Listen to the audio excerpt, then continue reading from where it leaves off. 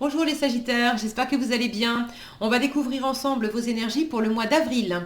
Gardez bien à l'esprit comme d'habitude que ce sont des énergies générales, c'est comme une sorte de météo et vous seul décidez de ce que vous en faites. Donc prenez uniquement ce qui résonne pour vous dans ce tirage et le reste vous laissez. Je vous invite également à consulter les vidéos de votre ascendant et des autres signes de votre thème astral pour compléter ces informations. Ici, l'énergie générale qui va vous accompagner pendant tout le mois, celle avec laquelle vous entrez dans le mois, la force qui vous soutient, le challenge à relever, 3 conseils de l'univers, ce que l'univers vous invite à continuer, à lâcher, à entreprendre de nouveau, votre énergie en sortie de mois et un message conseil pour finir. Les jeux que j'utilise dans ce tirage sont le tarot du bon karma, le tarot Made Easy et l'oracle carte des anges de lumière. Vous retrouvez sous chaque vidéo en description tous les tarots et oracles qui sont régulièrement utilisés sur cette chaîne, ainsi que le lien pour les guidances personnalisées. On est parti. Alors, c'est la grande prêtresse qui vous accompagne pendant ce mois d'avril. Une énergie tout en sagesse, en compréhension aussi. La grande prêtresse, elle invite à découvrir des secrets, à descendre en soi, à peut-être également à transmettre du savoir. Alors, est-ce que vous avez besoin d'apprendre des choses? Est-ce que vous avez des choses à transmettre? C'est une carte qui est quand même assez silencieuse, la grande prêtresse. On pourrait presque oublier qu'elle est là. Elle est discrète, elle est effacée, elle est dans la retenue, mais elle n'en perd pas une miette. Au contraire, elle sait se faire oublier un petit peu et être dans cette retenue, dans ce silence, pour mieux observer, pour mieux écouter, pour mieux apprendre. Alors on va voir comment ça se décline pour vous. Vous avez le chariot et le 3 de denier. J'oublie avec la grande prêtresse, c'est beaucoup d'intuition également. Le 5 de denier et le roi de bâton. Le 10 d'épée et le page de bâton. Le 9 d'épée et le page d'épée. Le soleil et le roi de denier. Le valet de denier et l'as d'épée. Le roi de coupe et le hiérophante. Ok.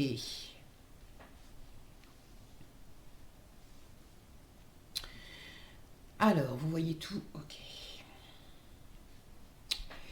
Alors, qu'est-ce qu'on a? Bon, il y a des épées, 9 d'épée et 10 d'épée. Alors, ce que j'aime bien, c'est que... qu'est-ce que j'ai d'autre en épée? Page d'épée et as d'épée, oui. Ce que j'aime bien, c'est que effectivement, il y a de la pression, il y a de la fatigue psychique, il y a peut-être une forme de déprime, de burn-out pour certains, ou trop de pression, trop d'anxiété, mais il y a la possibilité de trancher, de changer d'état d'esprit, de s'aérer l'esprit, de démarrer. Là, j'ai de la nouveauté qui vous permet de sortir de quelque chose d'oppressant, d'inquiétant. Il faut ne pas s'enfermer dans son mental aussi.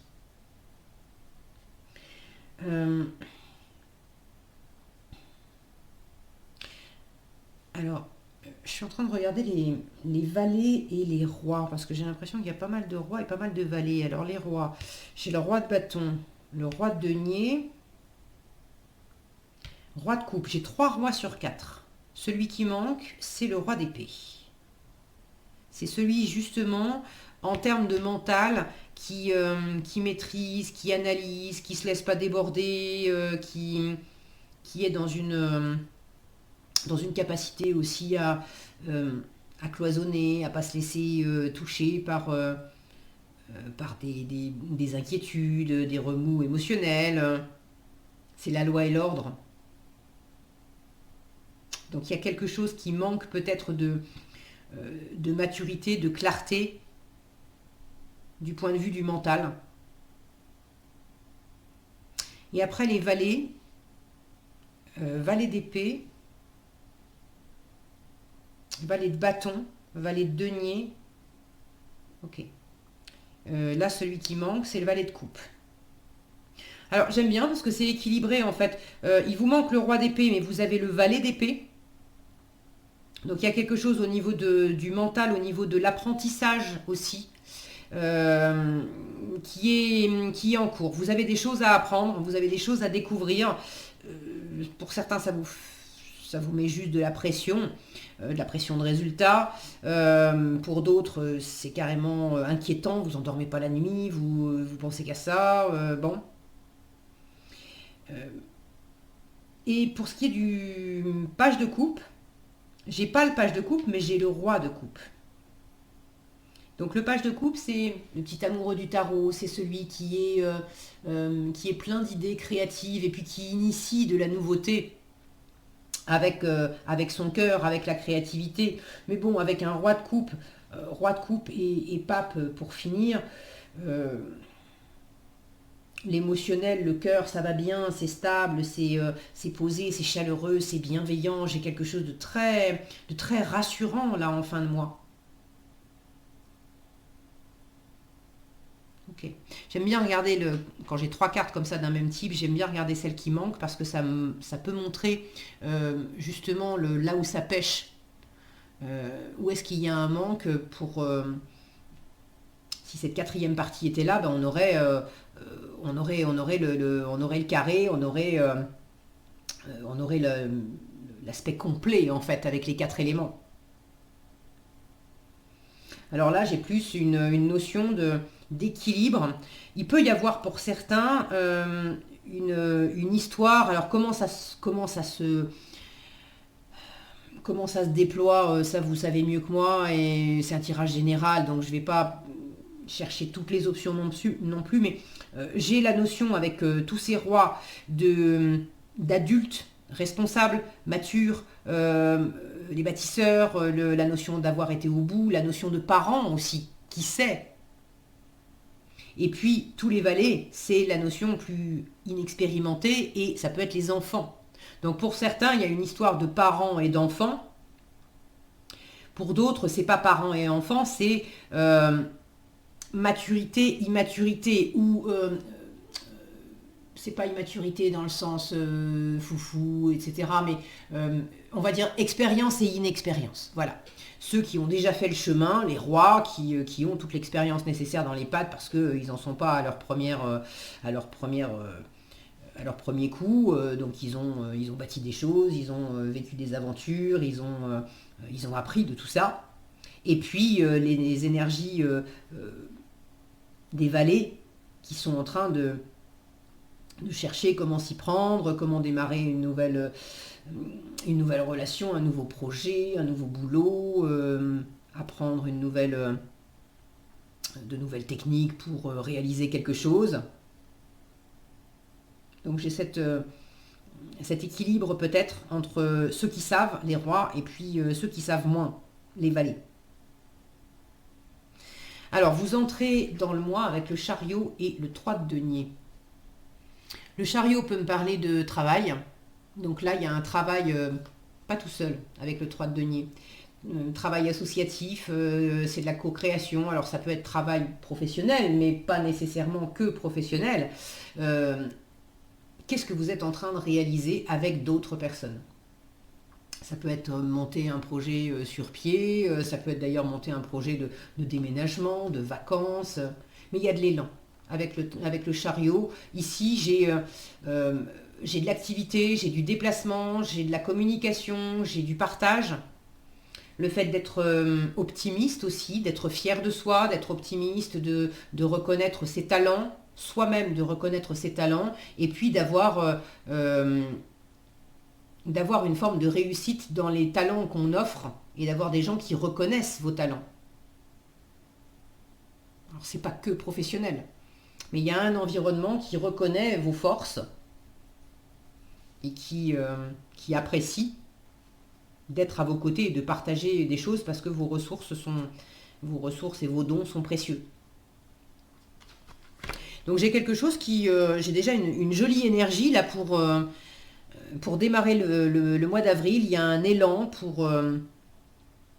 pour créer, pour bâtir. Regardez cette statue qui a la main comme ça vers le ciel. Il y a vraiment quelque chose de l'ordre de l'élévation.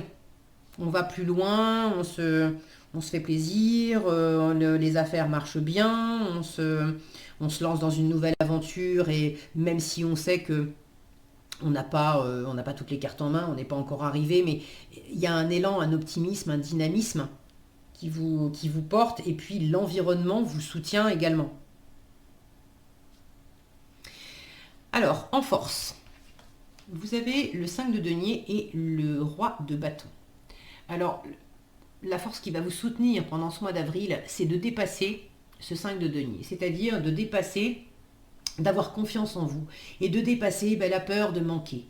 La peur de manquer d'argent, la peur de manquer de ressources, la peur de manquer de compétences, la peur de manquer d'amour, la peur d'être rejeté, d'être abandonné, la peur qu'on vous dise oui mais finalement non, la peur de ne pas être assez ceci ou d'être trop cela, ou en général c'est plutôt de ne pas être assez, mais avec le 5 de denier, on est beaucoup plus dans la peur de manquer que dans le manque réel. Et puis c'est une carte qui dit demande et tu recevras. Donc là, vous l'avez en force. À côté de cette papesse qui, je vous disais, est très silencieuse, elle n'est pas dans l'action, elle n'est pas dans la parole, elle observe, elle écoute, elle apprend, on peut oublier qu'elle est là, mais elle n'en perd pas une miette. Là, en force, on vous dit reste pas replié sur toi. Donc la papesse qui vous accompagne pendant tout ce mois, elle n'est pas en train de vous dire reste dans ton coin. Qu'elle vous dise tu as de la créativité à mettre en place, tu as de l'intuition à écouter, tu as des choses à découvrir en toi-même, de l'introspection à faire, tu as peut-être du savoir également à transmettre. Tout ça, oui. Mais elle vous dit certainement pas reste dans ton coin à te faire oublier et à être dans le silence. Ces deux cartes me montrent que le 5 de denier vous dit demande et tu recevras. Si tu demandes pas, tu reçois pas. Demande, impose-toi, montre-toi. Soyez comme ce roi de bâton. Là, on sent que bon, il va pas se laisser mener par le bout du nez, il va pas attendre que ça tombe. Lui, il a pas peur. Lui, il a pas peur de manquer parce qu'il va aller chercher. Si tout ce qu'il peut faire, il va avoir suffisamment confiance en lui pour mettre en place ce qu'il peut réaliser. Il est dynamique, il est motivé, il a des équipes aussi autour de lui. Le roi de bâton, il n'est pas tout seul, hein. C'est un chef, il sait déléguer. Et puis s'il y a des choses qu'il ne sait pas faire, il va demander à l'environnement.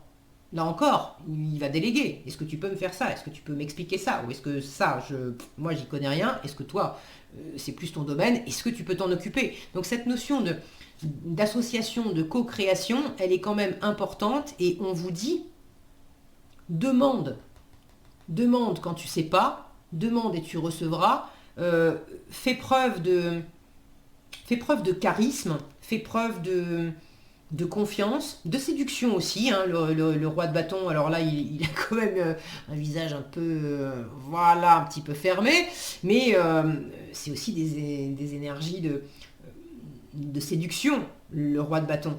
L'idée c'est ne vous repliez pas sur vous. Ne vous repliez pas sur vous, et puis il peut être autoritaire, ce roi de bâton. Alors vous l'avez en force, donc il ne s'agit pas de mener tout votre petit monde à la baguette.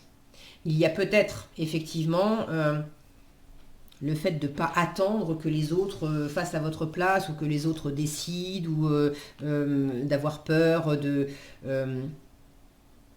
pas satisfaire les autres, si vous prenez les rênes en disant moi je voudrais que les choses soient faites comme ça, parce que en ce qui me concerne, ça et ça c'est important pour moi, et là pour moi c'est pas négociable, ou d'apporter plus de fermeté dans les échanges, dans la façon de co-créer. Et maintenant ça ne veut pas dire être dans l'agressivité, être dans la raideur, du c'est comme ça et c'est pas autrement, j'ai forcément raison et t'as forcément tort. C'est pas l'idée. Mais de pas vous replier, de pas être dans le silence, de pas être dans la timidité, de pas vous minimiser, clairement. Le 5 de bâton peut vous dire aussi, dans ton environnement, si toi, tu ne te sens pas à la hauteur parce que tu n'as pas les compétences, parce que tu ne sais pas comment t'y prendre, demande l'aide de quelqu'un qui s'y connaît, de quelqu'un qui a fait le chemin avant toi. de quelqu'un qui est sûr de lui, demande l'aide d'un chef d'entreprise, demande l'aide Le roi de bâton, ça peut être un chef d'entreprise, ça peut être quelqu'un, c'est pas nécessairement un homme d'ailleurs, mais c'est quelqu'un qui a cette assurance, parce que les actions, on est dans les bâtons, donc c'est de l'action, les actions, il les a faites. Il a mené des choses à bien, il y a eu des actions heureuses qui ont porté leurs fruits, il y a eu des actions moins heureuses qui n'ont pas porté leurs fruits en termes de rentabilité, on va dire, mais qui ont porté leurs fruits en termes d'expérience. C'est bien aussi de se tromper. Il n'y a pas de connotation négative dans ce qu'on appelle l'échec. L'échec, c'est simplement de constater que en faisant de la façon X, Y, Z, le résultat attendu n'est pas au rendez-vous. Donc ça m'apprend à reconsidérer les façons de faire X, Y, Z. Et la fois suivante, je vais obtenir des résultats différents parce que j'aurais fait différemment. Donc ce roi de bâton, il est riche de tout ça. Demandez l'aide. Symboliquement, on a un roi de bâton. Alors à vous de voir qui ça peut être. Mais ne restez pas tout seul. Ça peut être vous aussi. Peut-être que vous avez cette expérience à transmettre. Et dans ce cas-là, c'est pareil. Ne restez pas dans votre coin en vous disant, ben non, je suis pas légitime, j'en sais pas assez pour aider les autres ou pour transmettre des choses.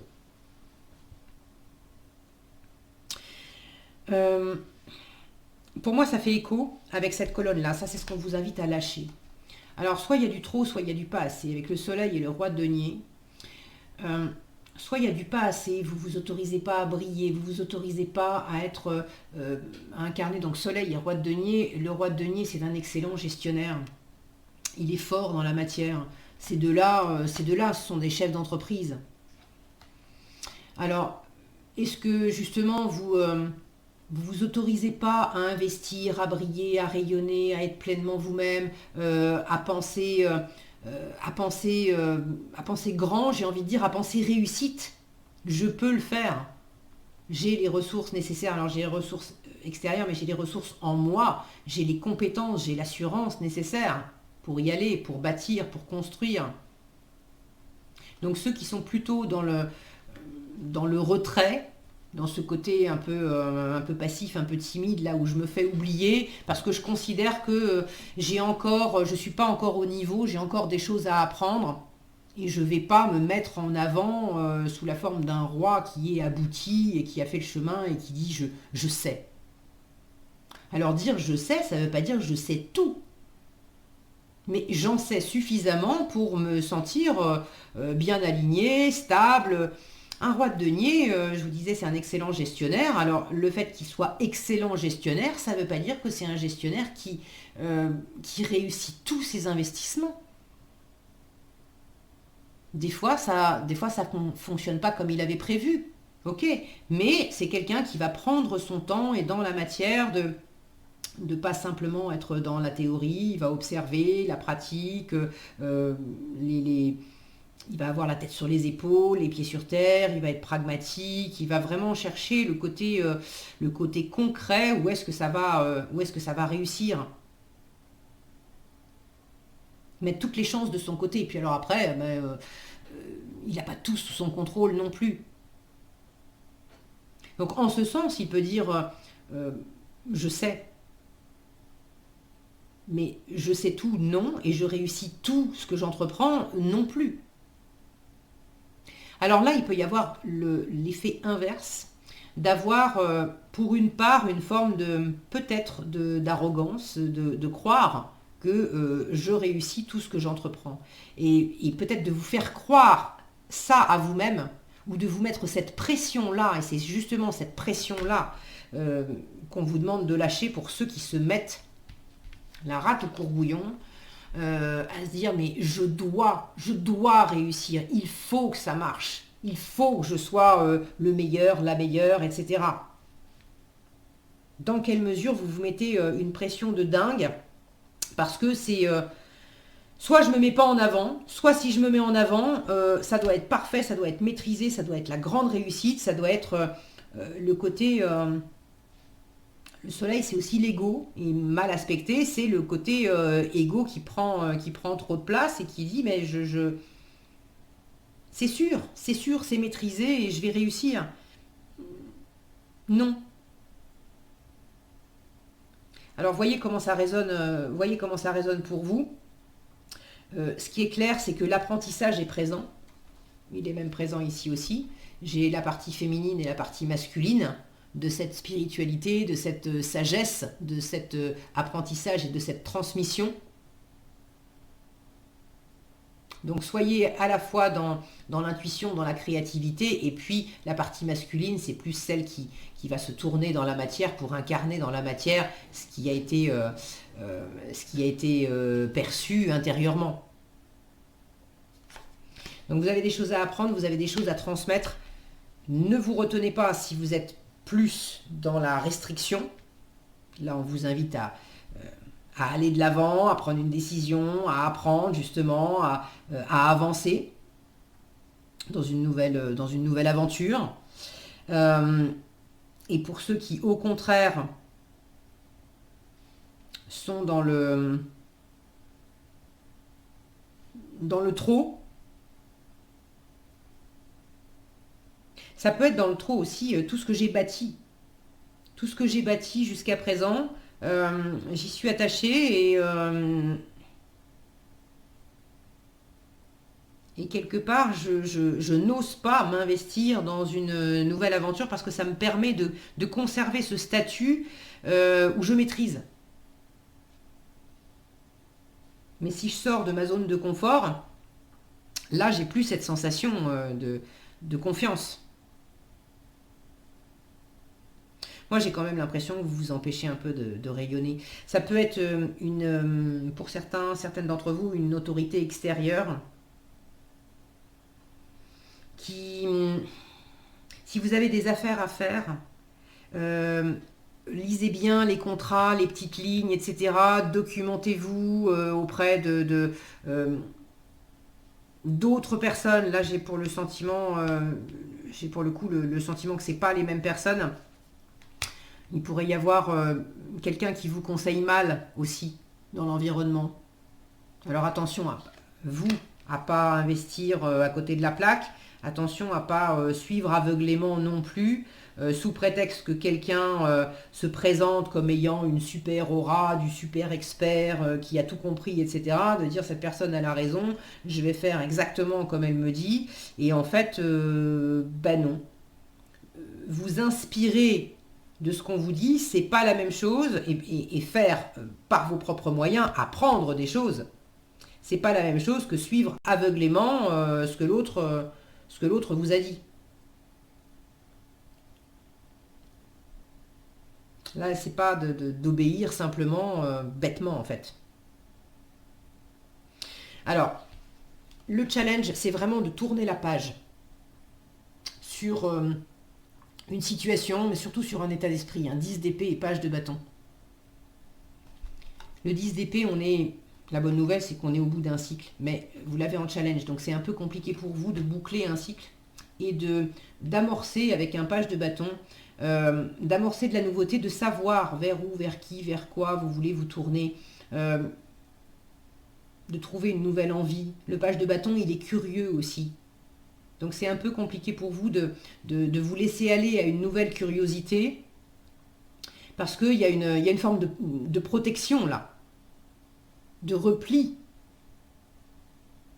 Soit j'ai peur de ne pas être à la hauteur, et je suis beaucoup dans la rumination. Est-ce que je vais y arriver? Est-ce que ça va bien se passer? Etc. Soit il y a une espèce de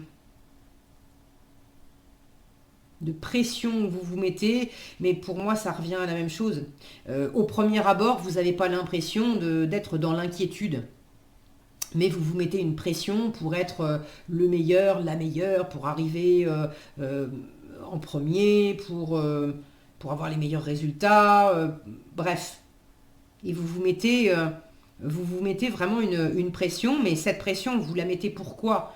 C'est pour compenser quelque chose qui est plus souterrain, plus masqué, quelque chose qui est sans doute à découvrir aussi, et qui dit, est-ce que des fois, si je réussis pas, Est-ce qu'on va pas me quitter? Est-ce qu'on va pas me délaisser? Est-ce qu'on va pas me retirer tel et tel dossier intéressant parce que j'ai pas réussi à relever tel challenge? Donc il y a quand même si vous n'avez pas l'impression d'être dans l'insécurité, il y a quand même quelque chose à dépasser dans le côté, repli. Je ne le montre pas forcément, mais intérieurement, extérieurement, je peux montrer ça, mais intérieurement, il y a de ça. Donc en challenge, arrêtez aussi de vous, quelque part, de vous faire du mal avec le 10 d'épée. Hein. C'est toutes les croyances limitantes, les jugements, les pensées qu'on s'assène avec dureté, et tout ce qui est piquant dans la communication, dans les pensées, que ça vienne de vous, que ça vienne de l'extérieur, qui nous met à plat. Alors vous avez commencé, et on vous dit continue, vous avez commencé à dépasser cette rumination mentale. Vous avez commencé à vous ouvrir à de nouvelles idées. Vous avez commencé à dépasser une forme de méfiance aussi. Vous avez commencé à arrêter de vous replier. Vous voyez, là, elle a encore la tête dans les mains. On ne peut pas être tourné vers l'extérieur. On ne peut pas avoir de nouvelles envies, regarder de nouvelles opportunités, engager de nouvelles actions. Et du coup, ça veut dire être tourné sur le monde quand on est enfermé comme ça dans le monde mental. Donc là, vous êtes en train d'apprendre à dépasser ça. Pour certains, il y a une charge mentale parce que vous êtes en train de vous former à quelque chose. Alors, ce n'est pas tous les Sagittaires, évidemment, mais pour certains, soit vous êtes en train de vous former, soit vous avez du savoir à transmettre, et ça vous procure beaucoup de charge mentale parce que c'est peut-être nouveau pour vous, c'est la première fois que vous transmettez ce savoir, ou c'est une formation que vous suivez et qui est quand même assez conséquente, ou tellement neuve pour vous qu'il y a des concepts qui vous font mouliner le cerveau, et puis vous endormez pas la nuit, hein, d'avoir... et là, c'est pas nécessairement de l'inquiétude, mais... je me souviens, il y a longtemps, même quand j'ai appris les tarots, en fait, j'avais un autre exemple, mais il y a quelques années, quand les tarots sont venus me chercher par le bout du nez, et que je me suis familiarisée avec d'abord les arcanes majeures et puis les arcanes mineures, il y a quand même 78 cartes dans le tarot, mais j'étais dans ce 9 d'épée. Ça m'obsédait complètement. Nuit et jour, je mangeais tarot, je respirais tarot, je buvais tarot, je vivais tarot, je dormais tarot, et dans mon sommeil, je rêvais que je tirais des cartes, et je me demandais dans mon sommeil, mais telle carte, ça veut dire quoi déjà? Ou est-ce que c'est ça? Est-ce que c'est plutôt ça? Donc là, on vous dit, si tu es en plein apprentissage, ne lâche pas l'apprentissage. Tâche de calmer le jeu au niveau du mental. Tâche de te rapprocher aussi peut-être de quelqu'un qui peut t'aider à pas te faire de mal, en fait, avec tout ce savoir et toute cette pression que tu te mets. Autorisez-vous à prendre du bon temps aussi pour ceux qui sont justement très sollicités par des dossiers, par du travail, par des études, par quelque chose qui est très intellectuel. Autorisez-vous quand même à prendre du temps pour vous, à aller vous balader, à prendre l'air, ne restez pas enfermé au propre comme au figuré dans votre bureau, le nez dans les papiers ou dans les bouquins. Sortez prendre l'air aussi.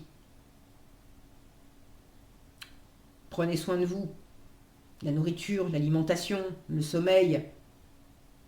Alors la nourriture, l'alimentation, c'est la même chose, mais je pensais à la nourriture au sens plus large aussi. Tout ce qui vous nourrit symboliquement. Et ça peut être très nourrissant de faire une balade en plein air, ou de faire du sport, ou de faire la cuisine, ou de jardiner, ou d'avoir une activité physique, terrestre, concrète, qui permet de revenir s'ancrer et du coup de lâcher toute cette pression mentale. À entreprendre de nouveau, alors on retrouve un valet. Là, j'ai les deux étudiants du tarot, le page d'épée et le valet de denier. Le valet de denier, il est beaucoup plus... donc valet de denier et as d'épée, je ne sais plus si je vous les ai montrés de près. Le valet de denier, il est dans l'apprentissage, mais il est dans un apprentissage beaucoup plus pragmatique. Là où le valet d'épée pourrait apprendre pour apprendre, être beaucoup dans la communication, dans l'idée, dans la théorie, le valet de denier, lui, il cherche la pratique. Il n'a rien contre manger des bouquins, mais ça doit avoir un but concret. Il doit pouvoir répondre à la question pourquoi je suis en train d'apprendre ça ?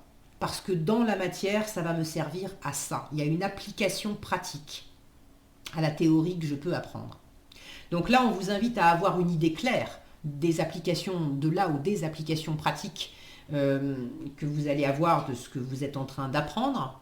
On vous invite à développer un nouvel état d'esprit sur la façon dont vous allez vous y prendre pour amorcer de la nouveauté, pour vous lancer dans quelque chose, pour mener à bien un travail que vous avez commencé, pour développer un projet de vie.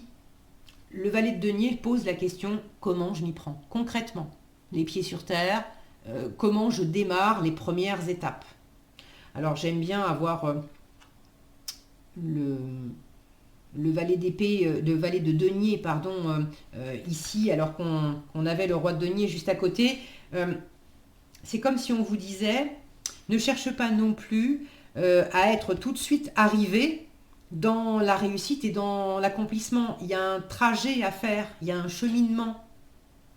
Tu apprends et puis il y a des étapes et en revanche, ne te retiens pas, n'attends pas d'avoir tout compris dans la théorie pour passer à la pratique. Si vous avez un projet et que vous êtes en train d'apprendre quelque chose par rapport à ce projet et que dans l'apprentissage, il y a, j'en sais rien moi, 5 modules d'apprentissage, n'attendez pas d'avoir compris tous les 5 modules pour commencer à faire le premier exercice pratique. Non. Leçon 1, module 1, qu'est-ce que je peux mettre en pratique pour m'aider à digérer quelque part, à mettre en place la connaissance que je viens d'acquérir. Module 1, leçon 2, pareil, et ainsi de suite. Donc on vous invite à prendre une chose à la fois et à tester dans la matière. C'est un peu challengeant pour vous parce que le mental vient vous parasiter, mais à tester dans la matière une chose à la fois, comment je m'y prends et qu'est-ce que ça donne.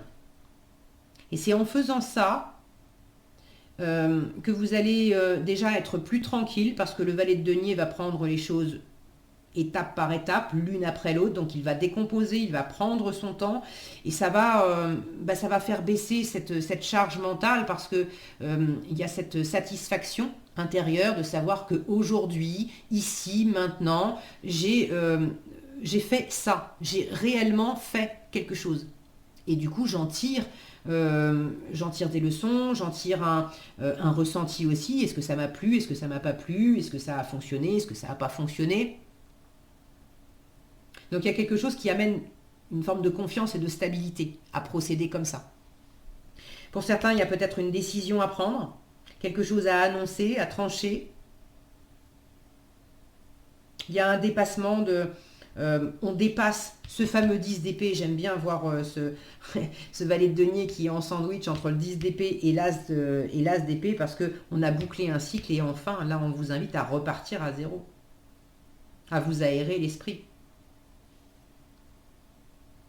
Et ce valet de denier, il est en train de regarder le roi de coupe. Le roi de coupe qui est dans un accomplissement émotionnel, dans une maturité émotionnelle, accompagné d'un pape qui lui aussi est plein de sagesse, très posé, bienveillant. On est dans l'écoute.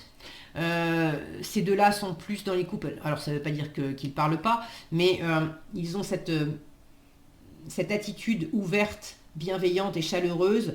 Ce sont des épaules réconfortantes sur lesquelles on peut venir s'épancher si on a un souci. Ce sont les oreilles bienveillantes aussi qui vont écouter les doléances, les sacs de nœuds qui tournent en boucle dans votre tête et qui vont pas vous juger, qui vont pas vous dire moi je serais toi, je ferais comme ci ou je ferais comme ça. Ils vont simplement vous dire je comprends, je comprends. Ils vont aussi peut-être poser sous vos yeux quelques petites graines de sagesse, mais ils vont vous laisser vous débrouiller avec. Ils ne vont pas vous dire quoi faire avec. Vous les prenez pas. Bon. Il y a quelque chose de lent. J'ai des clés ici. Donc il y a des clés de compréhension. Des clés de compréhension dans le cœur.